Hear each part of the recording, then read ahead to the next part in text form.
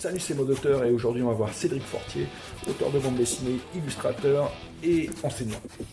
Voilà, c'est parti et c'est parti. Et bien, donc mon premier mot c'est improvisation. Parce que j'ai découvert en fait qu'en improvisant un peu plus, je pouvais me détendre aussi au niveau dessin, parce que la bande dessinée c'est un peu laborieux, on a tendance à tout caréner, à rester dans le tal et à refaire beaucoup d'étapes, et alors que je me rends compte que le dessin plus lâché, c'est souvent plus vivant et beaucoup plus amusant. Le deuxième mot ce serait sale gosse, parce que justement j'aime bien m'amuser et mettre des petites bêtises, voilà, faire des petits bonhommes, des petites choses voilà, un peu rigolotes. Et puis voilà, quand ça me plaît pas, je fais pas.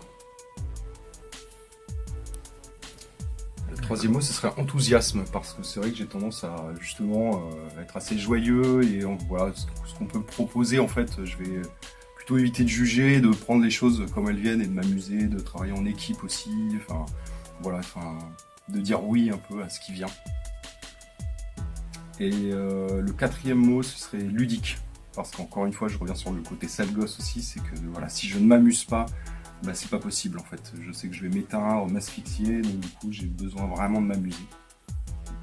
Et le dernier mot, ce serait angoisse, parce que c'est quelque chose qui a beaucoup changé, mais j'ai toujours eu tendance à imaginer l'orage qui pourrait venir derrière la montagne, alors qu'il n'y a pas forcément d'orage. Et donc du coup, c'est quelque chose que j'essaye de travailler.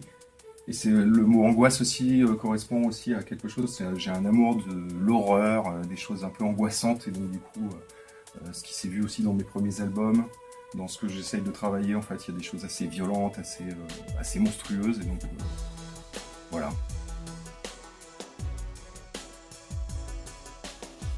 Eh bien, absolument pas, non, je suis pas riche du tout. C'est même des fois il y a de grandes périodes de vache maigre dans ce métier-là, évidemment.